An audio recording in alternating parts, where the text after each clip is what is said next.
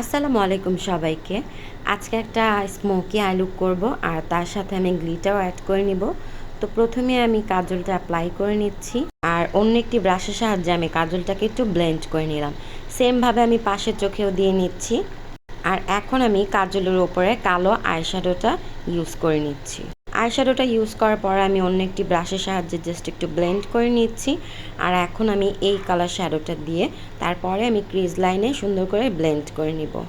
আপনারা চাইলে এই কালারের বদলে অন্য কোনো কালারও ইউজ করতে পারেন। সেমভাবে আমি পাশের চোখটাতেও আমি আই লুকটা করে নিচ্ছি। আর এখন আমি গ্লিটার অ্যাপ্লাই করে নিব, যার কারণে এখন আমি গ্লুটা ব্যবহার করে নিচ্ছি, তার উপরে আমি গ্লিটারটা অ্যাপ্লাই করে নিব। তো গ্লু লাগানো শেষ, এখন আমি গ্লিটার অ্যাপ্লাই করে নিচ্ছি। আজকে আমি এখানে একটু সবুজ টাইপের গ্লিটার অ্যাড করেছি। আপনারা চাইলে অন্য কোনো কালারও ইউজ করতে পারেন, তাতে করে চোখটা অন্যরকম সৌন্দর্য লাগবে। তো গ্লিটার অ্যাপ্লাই করা শেষ, এখন আমি মাস্কারাটা দিয়ে নিচ্ছি। আর সেমভাবে আমি পাশের চোখটাতেও করে নিব। আর এখন আমি ব্রাউ বোনে হাইলাইট করে নিচ্ছি। হাইলাইট করা শেষ হয়ে গেলে আমি এখন কালো কাজলটা অ্যাপ্লাই করব। সবসময় দেখা যায় সাদা কাজলটাই ব্যবহার করা হয়, তো আজকে আমি কালো কাজলটাই ব্যবহার করলাম। আর নিচে একটু কালো আইশ্যাডো দিয়ে তারপর আমি এটাকে ব্লেন্ড করে নিব। হালকা একটু পিঙ্কিশ কালার নিয়ে তারপর আমি ব্লেন্ড করে নিচ্ছি। আর এখন আমি ইনার কর্নারে হাইলাইট করে নিব। তো এই তো প্রায় আমার শেষ হয়ে গেল আই লুক। আর এখন আমি ফেক ল্যাশটা পরে নিচ্ছি।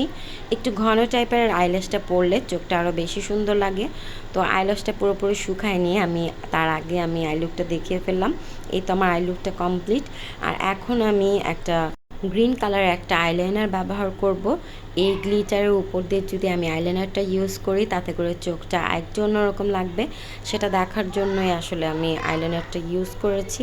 তো এই তো আমার আইলাইনারটা দেওয়া হয়ে গেল। তো গ্লিটার এবং সবুজ কালার আইলাইনারটাও আমি দিয়ে দেখিয়ে দিলাম। তো এই হচ্ছে আমার ফাইনাল আই লুক। আল্লাহ হাফেজ।